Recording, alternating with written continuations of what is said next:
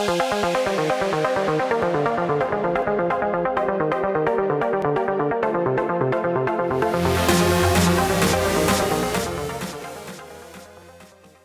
common misconceptions or concerns you hear from minerals and non-op companies. I think on the education curve, you guys are far further along than you were years ago. But what is, whether it's size or this is like gambling, this is exposing my investors to more risk versus less. I mean, walk me through how the conversations typically go and the feedback and what you guys usually say in response.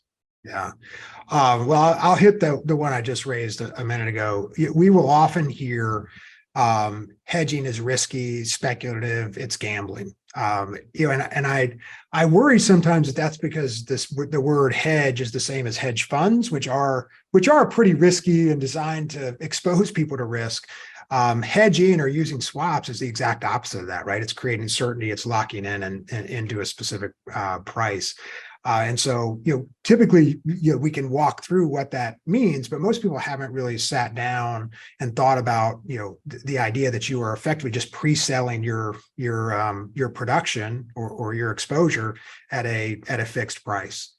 The second thing we hear a lot is that, hedging is really just to comply with bank covenants.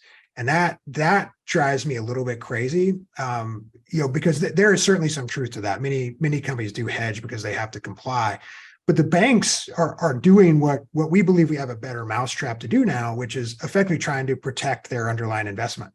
And so that's what hedging is all about. Now, I think they've used a blunt force instrument, this sort of 75% in value year and 50% following year and 25% the next year, because it doesn't really take into consideration where price is and what the likely outcomes are. So there are better tools to do that. And, I hope that the banks adapt, to that, because they have the right idea, which is protecting the investment. I think the way they're going about it, there's some room for improvement. And then the third thing that I think we hear mostly with minerals and royalties and non-ops more broadly is, it's harder for me to hedge because I don't really know that the price that the operators are receiving.